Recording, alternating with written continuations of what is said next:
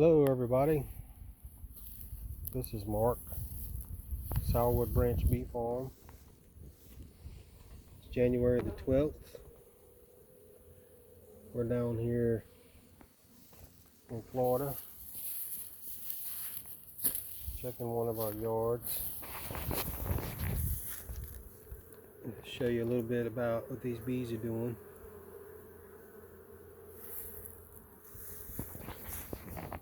We want to start getting these videos out again this year. We've been pretty busy trying to build up and get going, trying to get the amount of hives we like to have or can manage and be profitable where we can do just beekeeping full time.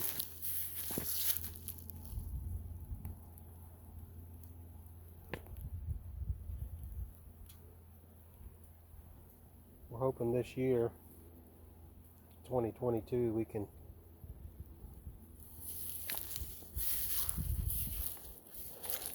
get that a little more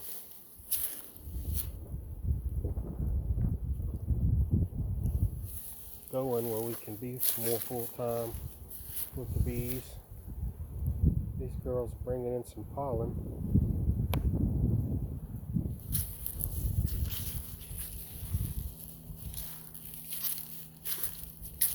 Maples usually start blooming down here.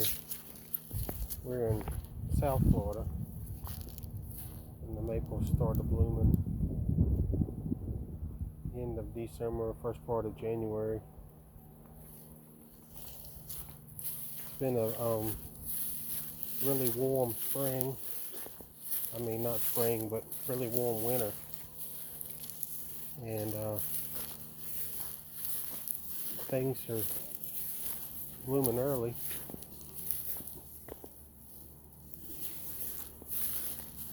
Sometimes you see these holes, iguanas stay in there.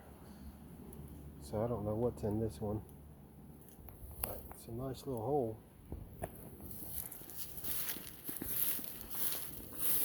These are some of our hives we're going to be splitting, and I want to start a series here for 2022, trying to help new beekeepers.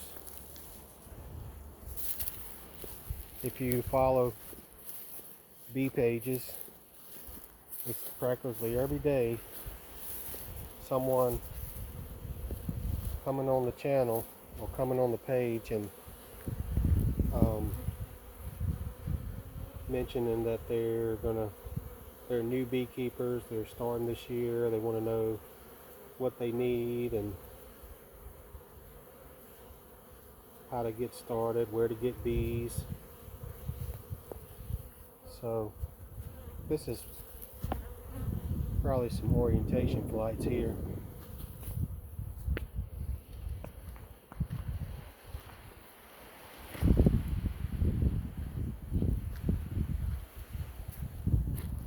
And then you have beekeepers that have been keeping for a year or so, and you know, they always, every day somebody's on there say, we had a nice day today, I went out and checked my bees and they were nice and healthy, and I checked them today and they're all dead or all gone.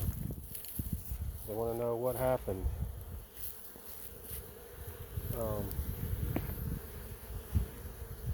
There's a lot of variables with that. What happened, what can happen. So we want to try to get things going and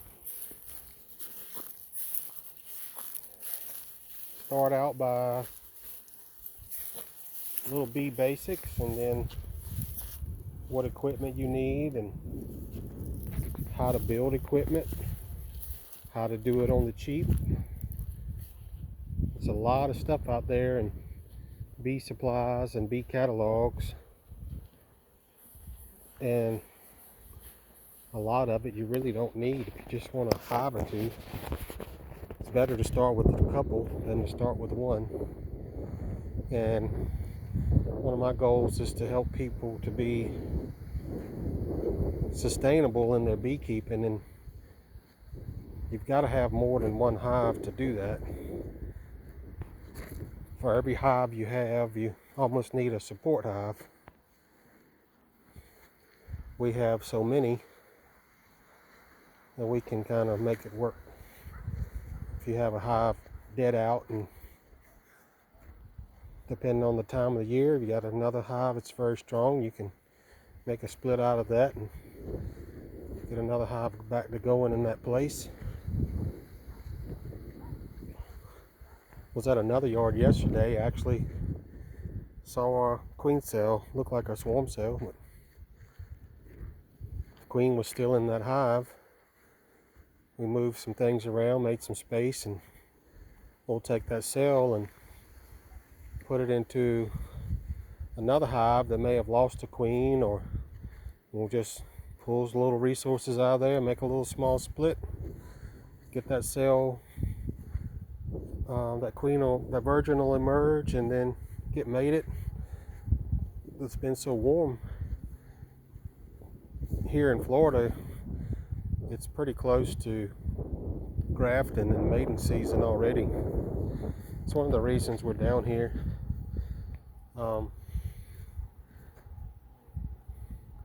To get our queens going early, so we have nukes ready early back in Virginia.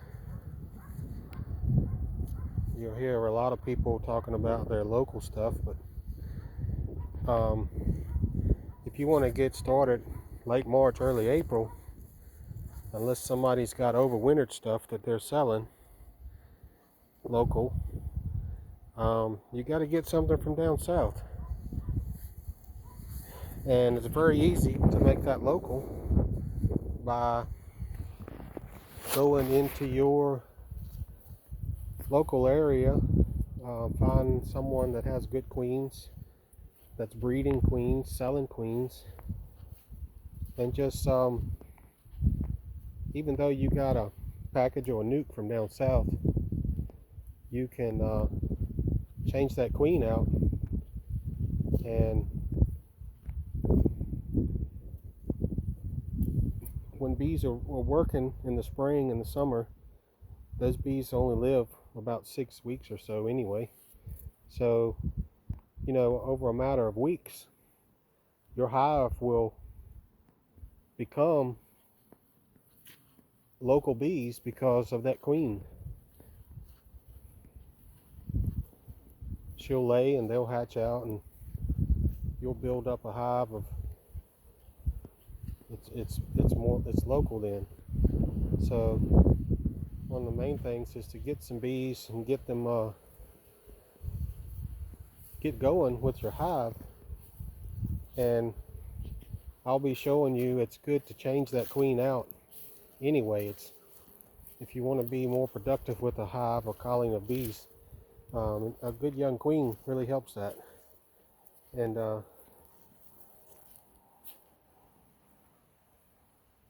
if you change that queen out in June or July around the summer solstice, it really revives the hive a lot, and a new queen will really go to laying and boost that population if you're feeding them and get you a good strong hive.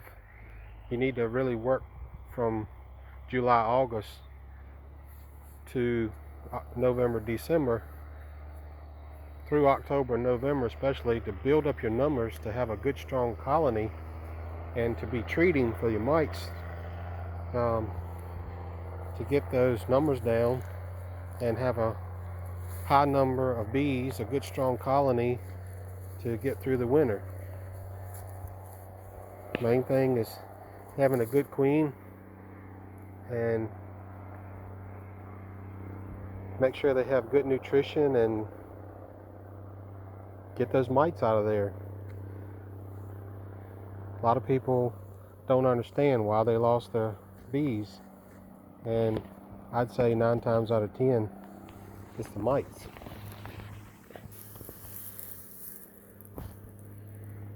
They will just pull your hive down, work on those bees, and it just makes them unhealthy. The mites carry a lot of viruses.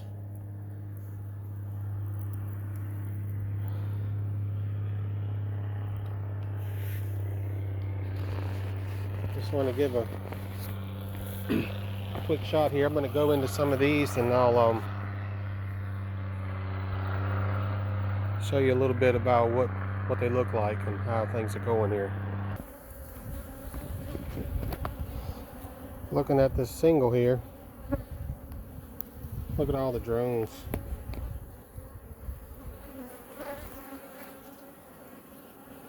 Now this hive, it has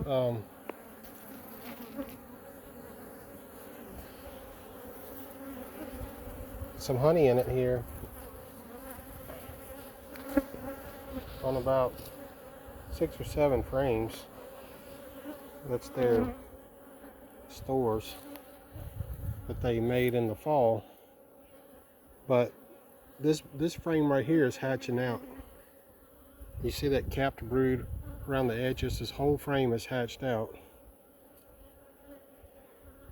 And the queen has laid it back.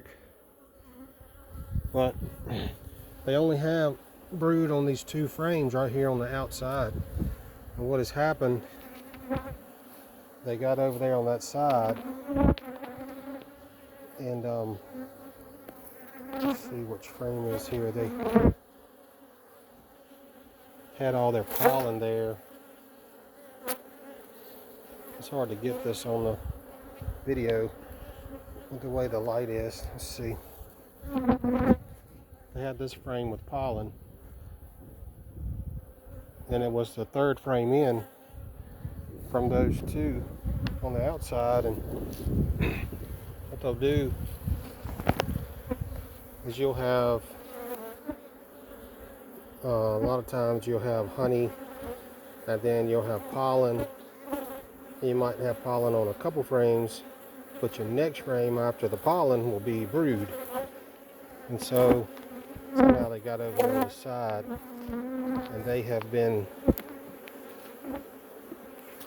laying good on these 2 frames, looks like. But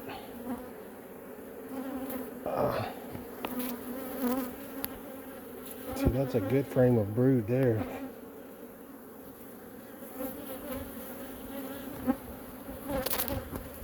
I'm one-handed here with the camera, so bear with me. There's the queen right there. Nice looking queen. So what we got to do is bring these 2 frames of brood more in toward the middle, and we'll put that pollen over here on the outside, and that'll start them to move in more, because these frames of honey, see, they just have the at the top, so that queen can start to lay in there at the bottom. But that pollen frame that was right here beside these 2, that was like a stopping point. You know, they don't go past that until they build up enough to go past that. So we're gonna move these over here toward the middle.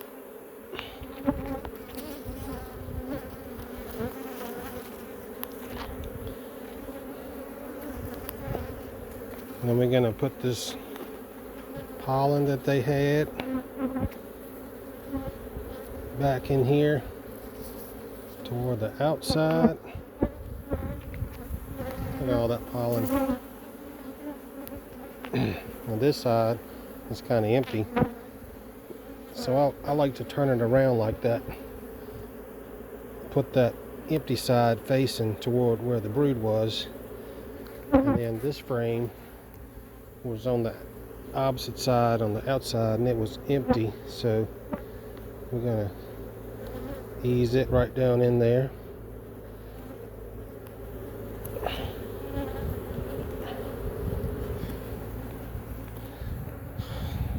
And I'll tell you, if most of these colonies have drones like that,